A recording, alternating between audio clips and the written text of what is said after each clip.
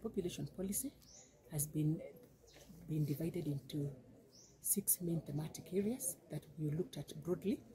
And we have population size, growth, and age structure. That is the first population, the first thematic area.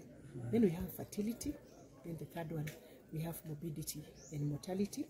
Then the fourth one, we have mobility, migration, and urbanization. We are looking at issues to do with migration, and we are asking whether Baringo County is a receiving or a sending away county, and that is actually the process that is ongoing in the group work that the participants have started.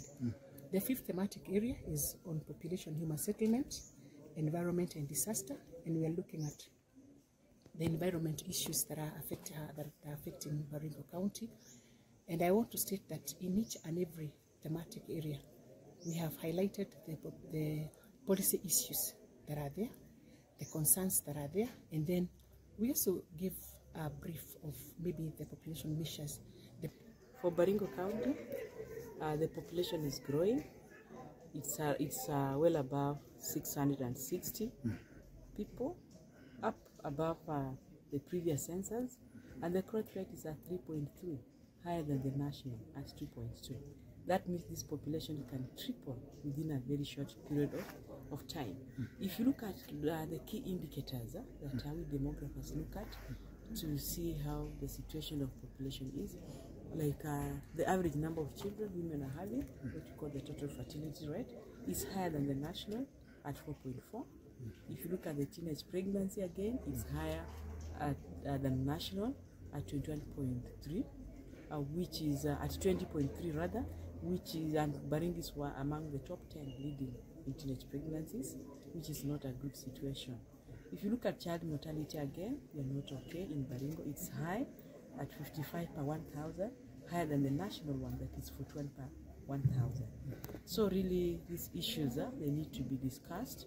Other issues are around sanitation, water for drinking. Most of the people here are getting water from the surface that is really affecting the well-being in terms of the health, mortalities, and morbidity. The issue of using toilets that are improved so that they dispose of waste is also very low in Baringo.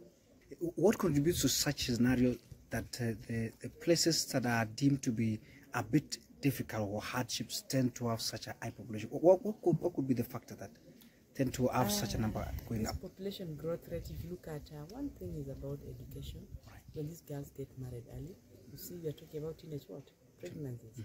So if this girl is married, say at 10 years, by the time she lives through her reproductive age, how many children will she be having?